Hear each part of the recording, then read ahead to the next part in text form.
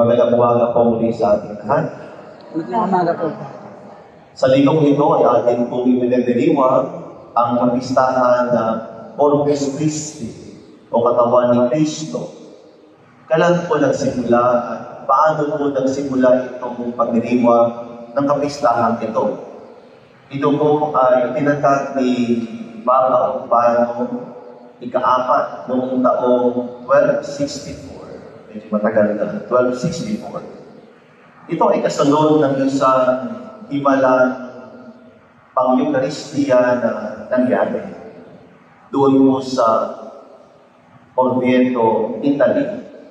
May isa kasing paring na taga-Alemania na hindi naniniwala. Isang paring nagkaroon ng malalim na pagdududa at hindi paniniwala sa tunay na presensya ng ating Panginoon sa banal na hostia, sa banal na Eucharistia. Kaya habang siya ay nagmimisa, biglang dumanak ang dugo mula sa hostia at binisik ang altar. Karoon ng dugo yung altar. Yung pong hostia ay nagkaroon ng dugo. Hanggang ngayon po ay nakikita pa rin natin itong hostia na ito. Medyo natutuyo na, ngunit nakikita natin na nandun pa rin po yung dugo ng ating Panginoon.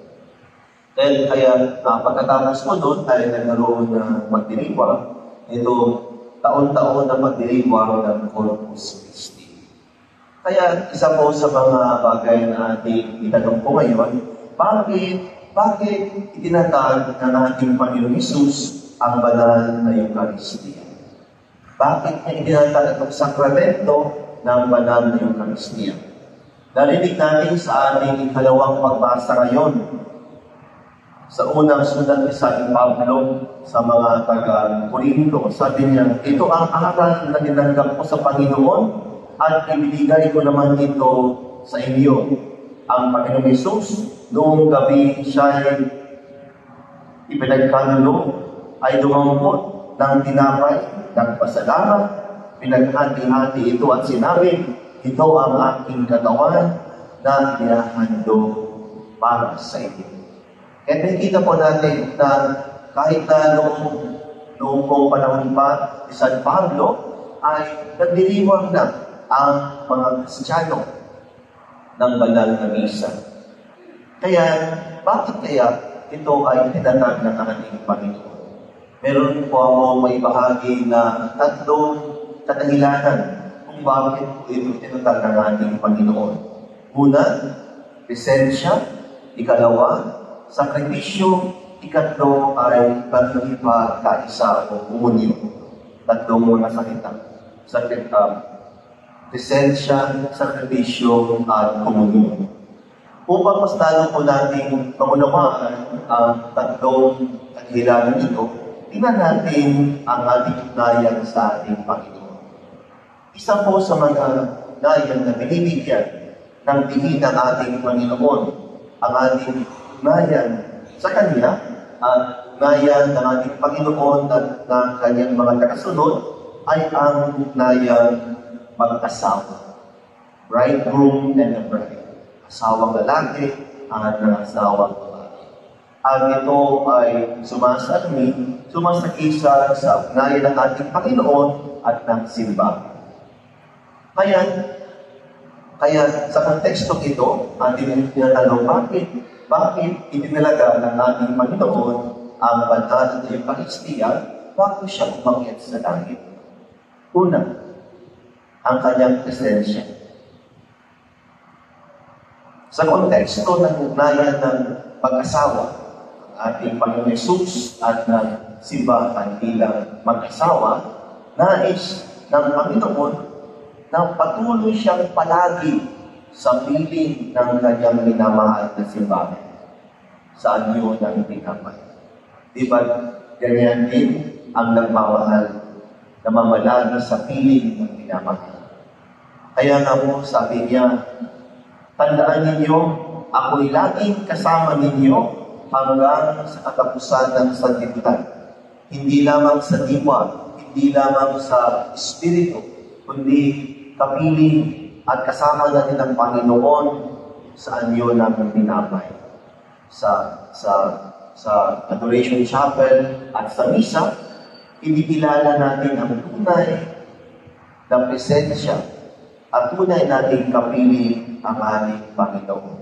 At ito ang patuloy na tinuturo ng ating simbahan mula noon pa sa sisimula ng simbahan na ang Eucharistia ay tunay na presensya ng ating Panginoon. Kaya nga po, dito nga po, ipinakita doon po sa isang mirakulo na yung isang pari na hindi na naniniwala sa tunay na presensya ng ating Panginoon sa banal na Eucharistia. Pinakita ng ating Panginoon, ako ay tunay na narito ng kasama ko. Ikalawa pong kadahilanan ay sakripisyo.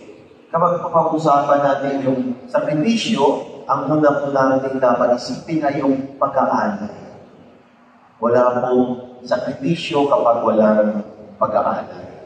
Kaya bakit po itindagan ng ating Panginoon ang banal na Eucharistia bago siya umakyat sa langit? Sagot, sakripisyo. Ang banal na misa ay banal na pagdiriwang ng sakripisyo ng Panginoong Jesus.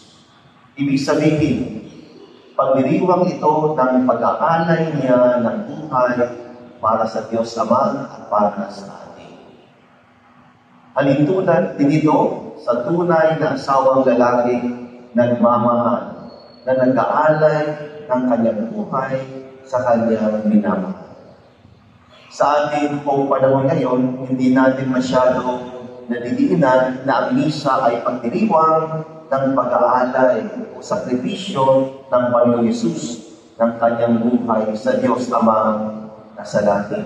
Parang hindi natin masyado nabibigyan din na ang banal na misa ay isang sakripisyo, isang pag-aalay ng ating Panginoon ng kanyang sarili, ng kanyang buhay sa ating Diyos Ama.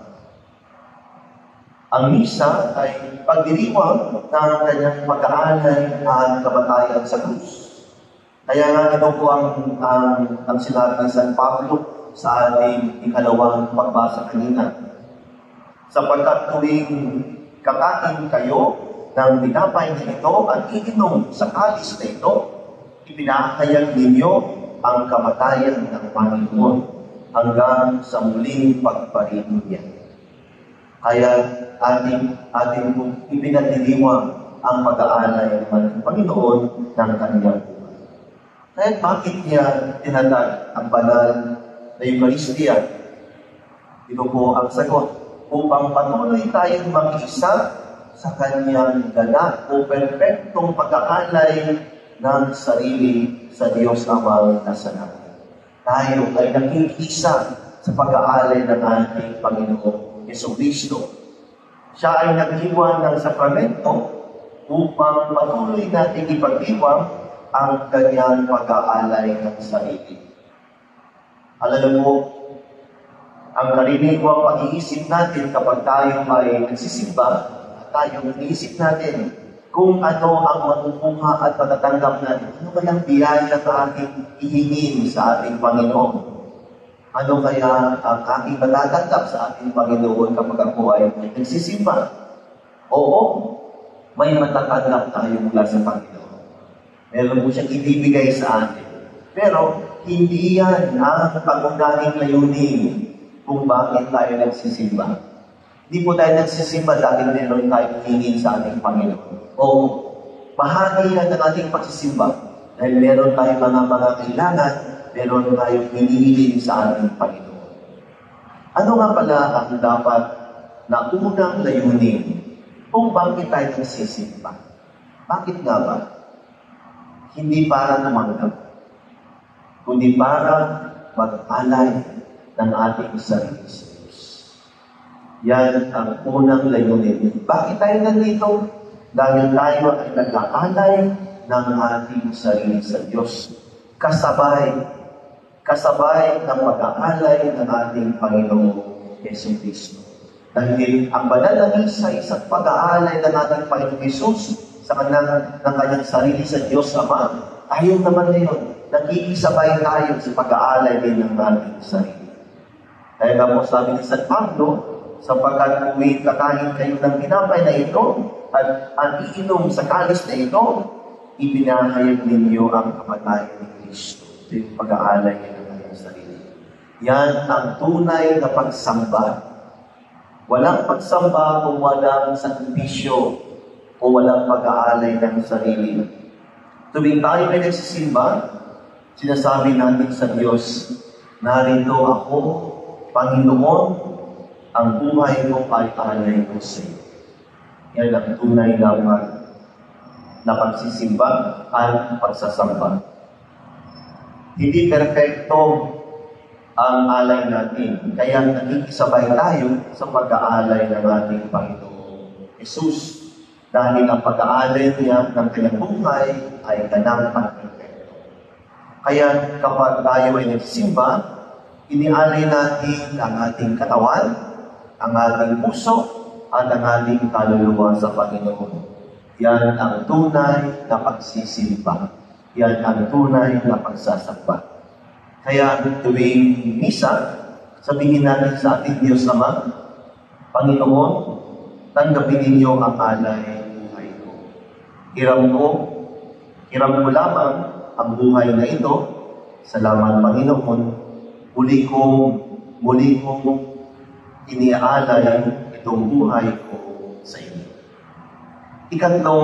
Ikatlong kadahilanan kung bakit niya itinatatabadan ng Eucharistia ay ang pagkikisa o komunyon. Tulad ng mag-asawang nagmamahalan, nais nilang palagi silang kasama at sila ay nagkakaisa. Isang asawang nagmamahal, nais niyang mag-isa sa kanyang minamahal. Yan ang diwa ng komunyon. Kaya kapag tuwing tayo po ay tumatanggap sa banal na hostia, tayo ay tumatanggap sa ating Panginoon. Binibigay ng ating Panginoong Jesus ang kanyang buong sarili sa bawat isa sa atin. Ganyan ang pagmamahal niya sa bawat isa sa atin. Ang banal na komunyon, sa banal na komunyon, niyayakap tayo ng ating Panginoon. Siya ay nagiging kaisa sa bawat isa sa atin. Nagiging bahagi siya ng ating katawan. At tayo ay nagiging bahagi ng katawan ni Kristo. Yan ang dahilan kung bakit niya itinatag ang banal na Eucharistia. Kaya, ano itong tatlong kadahilanan kung bakit tinatag ng ating Panginoon ang banal na Eucharistia? Una, presensya. Upang kapiling niya tayo araw-araw hanggang sa katapusan ng panahon at ng kanyang muling pagdating. Ikalawa, sakripisyo. Ang misa ay pagdiriwang ng pag-aalay ng Panginoong Hesus ng kanyang buhay at ang ating pagkikisa sa kanyang pag-aalay. Sa tuwing tayo ay nagsisimba, sinasabi natin, tanggapin niyo po, Panginoon, ang aking buhay na alay ko sa inyo. Ikatlo ay komunyon. Ang banal na Eucharistia ay pagkikisa ng Panginoong Hesus sa bawat isa sa atin at sa pagtanggap natin sa hostia. Nakikisa din tayo sa Kanya at tayo ay nagiging kaisa sa katawan ni Kristo at tayo ay nagiging isa sa buong simbahan, ang katawan ni Kristo. Kaya sa kapistahan ng Corpus Christi, ang pagdiriwang ng presensya, sakribisyo at pagkisa ng ating Panginoon Hesus. Naway, pagtibayin natin ang ating pananampalataya sa presensya ng Panginoon sa banal na Eucharistia. Ikalawa, buong puso din natin ialay ang ating buhay sa Panginoon. Ikatlo, pahigpitin natin ang ating pakikisa sa ating Panginoong Hesus kasama ng ating mga kapatid sa pananampalataya.